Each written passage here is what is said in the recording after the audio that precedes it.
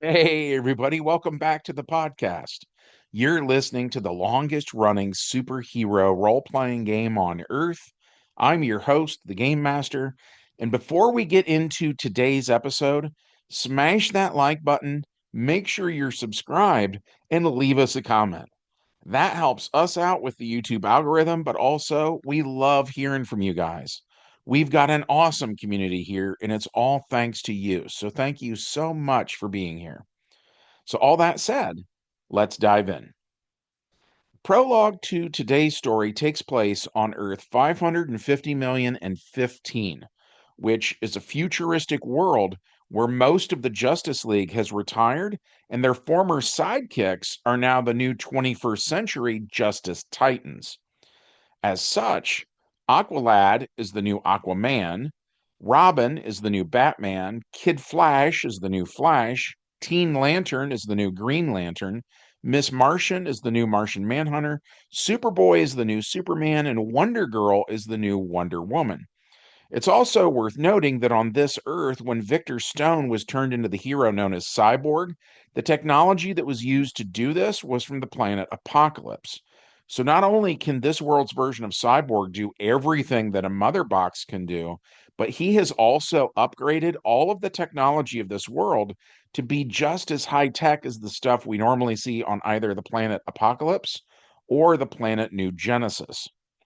Which brings us to the main plot when a variant of Superman wearing the Anti Monitor's power armor attacks Earth 550,015. And to be really clear, this villain uses the pre crisis Superman stats from the first edition version of the DC Heroes RPG, right? Which means he is very, very powerful. He has a strength of 50 outside of the armor. And then in the armor, he has a strength of 60, right? While the natives of this world use the post crisis stats from the third edition version of the DC Heroes RPG. So, because of that simple fact, this fight is completely one sided, right? So, when the game begins, a dimensional portal opens up and members of the Empire step through. And the first thing that they see is the heroes laying around. And by the way, we said they were just knocked out, not dead. But they have been completely defeated. And this guy that we referred to as Superman Prime was the ruler of this earth, right?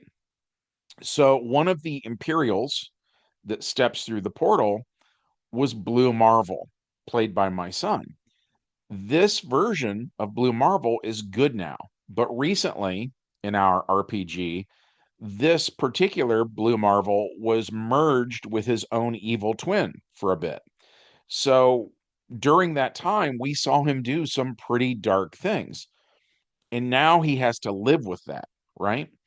The other character that was in this adventure was Super Lion, who is a clone of the old Silver Age Superman that got turned into a were lion. And that character was played by Brad. And one week when we played, Brad wasn't able to make it that time. And while I was running Super Lion as an NPC, I had him do some things that Brad disagreed with. So then in the next game, we we were talking about it, and to fix the problem, I said, you know what? Let's have him be an imposter. Let's have him actually be the evil twin who had been placed in the Phantom Zone. We had Batman's evil twin let him out, right? And so then that way, those actions didn't reflect on Brad's main character. But now Brad is actually playing that evil twin from the Negaverse. And before I explain this next part, I wanted to really quickly just do a recap of kind of the color code that we are using for moralities in my game, right? This is an alternative to like in Dungeons and Dragons, of course, they have like lawful good and chaotic evil and true neutral and stuff like that. And DC Heroes, for instance, does stuff like upholding the good, seeking justice. A lot of existing alignment systems, no matter what game you're talking about, I have found it causes arguments between players, right? So this is kind of generic, but it is meant to cause less arguments. And for us, it works on that level, right? So our color system is that blue means the character is very good, morally speaking. Green means they're basically somewhat good. Yellow means they're basically just as good as they are bad. Orange means that, yes, they are bad, but they have some redeeming qualities. And red means that they're just bad through and through with seemingly no redeeming qualities whatsoever, right?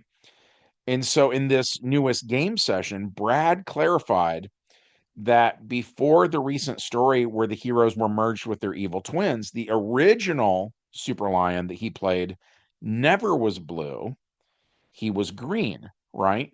Which means his counterpart from the Negaverse was never red.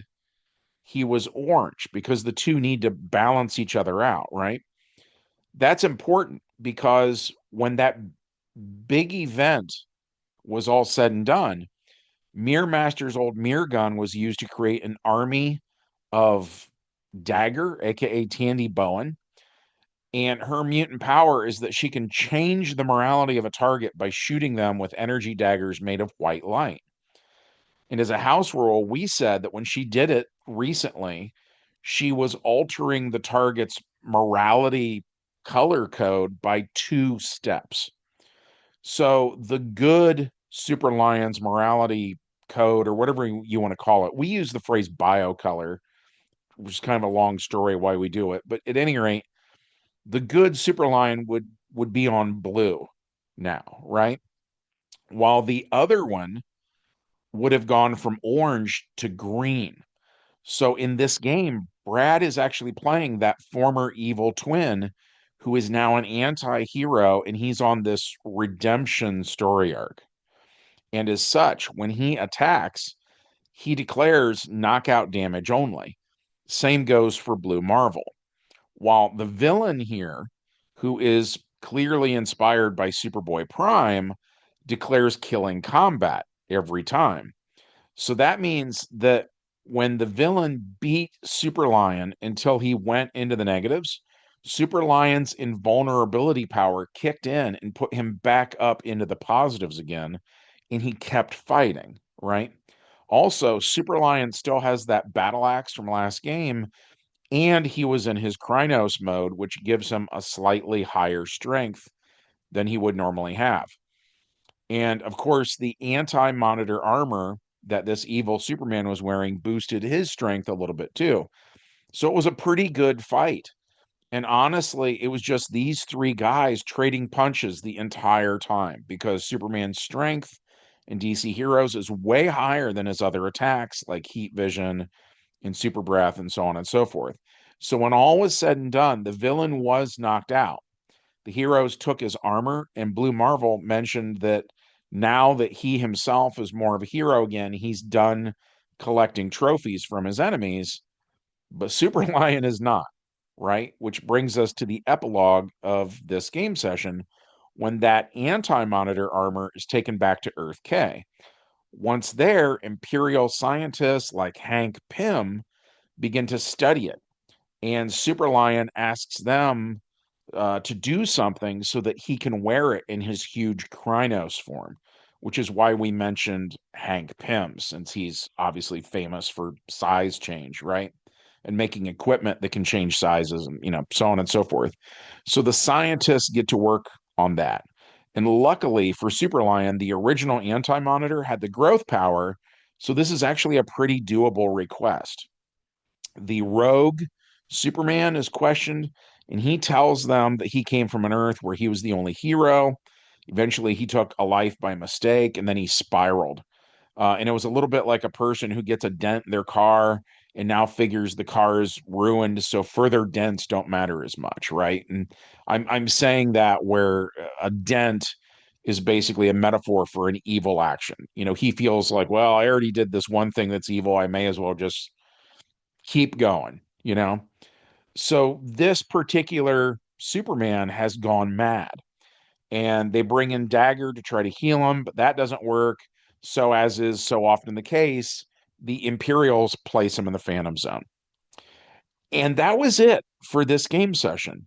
The last world we had seen before this game was Earth 550 million and 5, which was based on Earth 5 from current DC Comics continuity.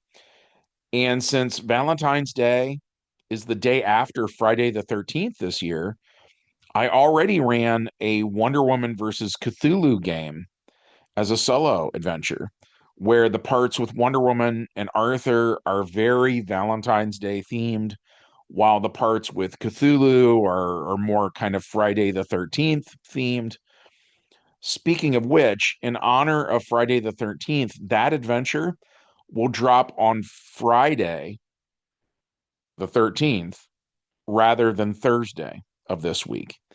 And I might change the drop date to Fridays if that goes well. Let me know if you guys like it that way. I've noticed that the Tuesday drops get seen way less than the Thursday drops do.